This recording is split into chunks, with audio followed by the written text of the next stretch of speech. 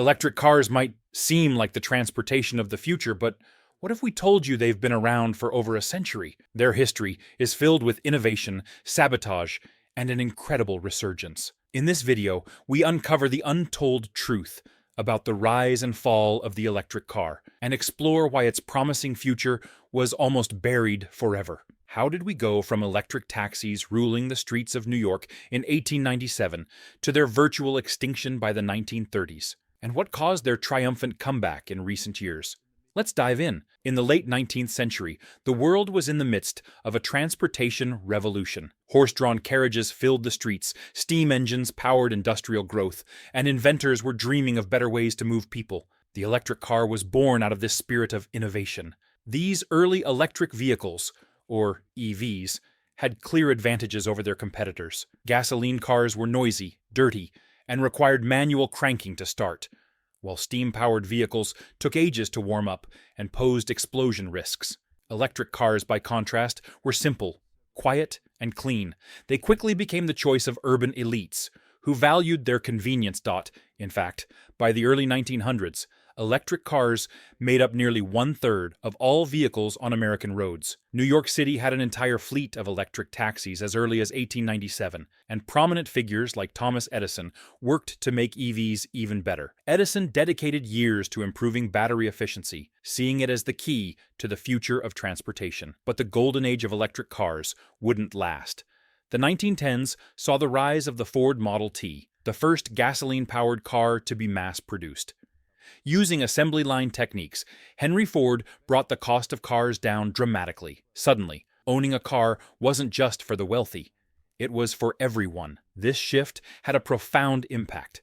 Gasoline cars became cheaper than electric cars, which still relied on costly battery technology. At the same time, America's growing road network made long-distance travel easier, and gas cars offered the range and refueling speed that electric cars couldn't match. The final nail in the coffin? The invention of the electric starter in 1912 eliminated the need for hand cranking, removing one of the last advantages electric cars had over their gasoline rivals.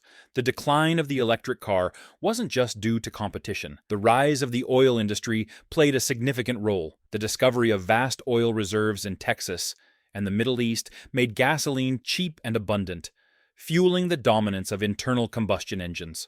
But it didn't stop there. Lobbyists and oil magnates actively worked to suppress alternative technologies that could threaten their profits. Reports suggest that advanced battery patents were acquired and shelved, while investments in electric infrastructure were quietly blocked. By the 1930s, electric cars had all but disappeared. The world embraced gasoline, and with it came pollution, noise, and dependence on fossil fuels, problems that would only grow over the decades. Despite their disappearance from the mainstream, electric vehicles didn't vanish completely. In the 1950s and 60s, small-scale experiments with electric buses and compact cars showed glimmers of hope. These projects were often focused on niche markets, like urban public transport or industrial use, but they laid the groundwork for future innovations. Then came the 1970s. A series of oil crises exposed the world's vulnerability to fossil fuel shortages. Governments and consumers began searching for alternatives, and interest in electric cars briefly surged. However,